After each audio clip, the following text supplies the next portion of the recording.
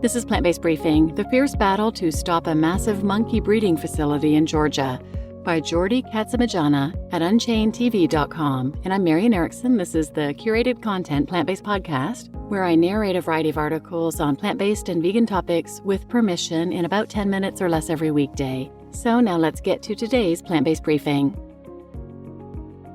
The fierce battle to stop a massive monkey breeding facility in Georgia, by Jordi at unchainedtv.com.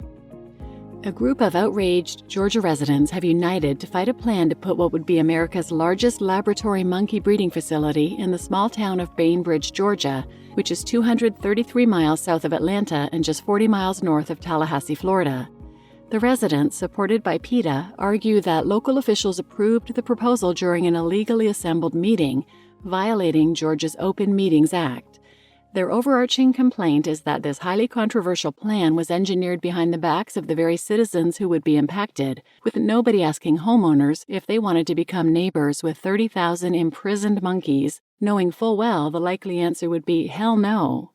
Unchained TV's Jane Velez Mitchell interviewed two people heavily involved in trying to stop this monkey facility from being built, PETA's Amy Meyer and Christina Martin of Stop the Monkey Business Bainbridge Group. You can watch the entire conversation linked here. Community uproar and legal battle. A lawsuit has been filed by Bainbridge residents to stop the facility that plans to house 30,000 monkeys, twice the human population of the town. Critics argue the presence of thousands of caged monkeys in distress awaiting shipment for experiments would cast a pall over their close-knit community, causing constant anxiety and negatively affecting their property values. There are fears regarding the pollution the fecal wastes of 30,000 primates could cause to neighboring waterways. There are fears of monkey escapes, which has occurred at other primate facilities in the past. And there are fears of the spread of disease from captive monkeys to humans. Christina Martin, a fourth-generation Decatur Countian, a leader in the effort to stop the laboratory monkey breeding facility in Bainbridge, returned to her hometown several years ago to uplift her community, but now she's found herself at the forefront of this fight. Our local officials have basically just put a huge dark cloud over everything that everyone in the town has worked so hard to build, she said. For more information or get involved, visit PETA's dedicated page on this campaign linked here. There's also a GoFundMe page set up by local residents to raise money for the legal battle. PETA's involvement and advocacy. PETA's Amy Meyer, a veteran grassroots organizer who started campaigning against animal experimentation while she was a student at the University of Utah, has been instrumental in mobilizing support against the planned facility. She's led campaigns to stop similar operations and exposed many torturous vivisection experiments on primates. She said, "What they're planning here in Bainbridge is unprecedented in this country. They're planning to ultimately confine 30,000 monkeys on any given day and would be generating more than 400,000 gallons of wastewater a day.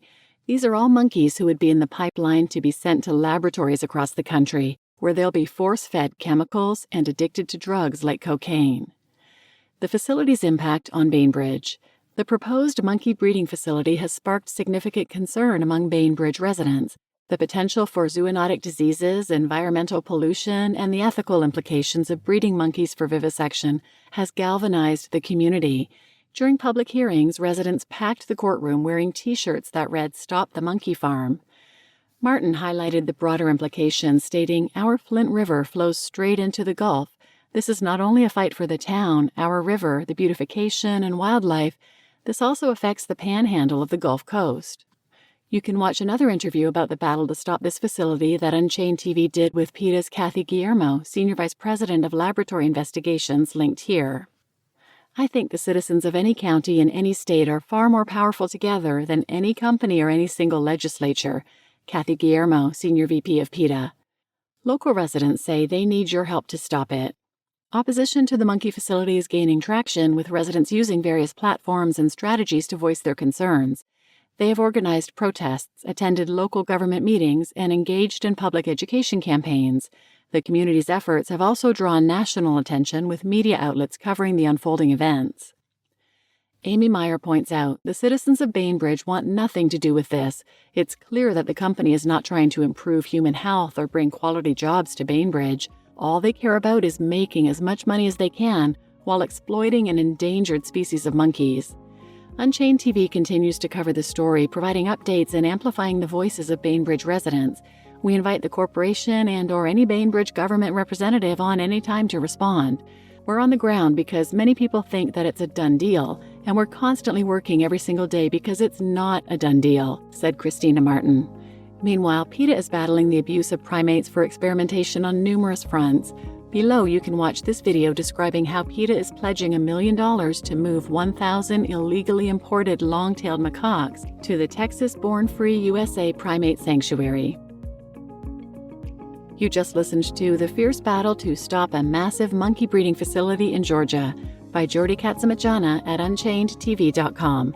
And I'm your host, Marian Erickson, and I've done a number of other episodes about vivisection, and I'll link those in the show notes, but some you may want to check out are 682, Former Vivisector, This Is My Confession Letter, and 525, A Vegan Behind the Scenes of the Envigo Beagle Rescue, and 303, How Foods Are Tested for Depression.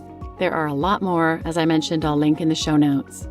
So again, I'm just grateful for all of these amazing people doing such amazing work. So please share this episode with anyone who might benefit, and thanks for listening.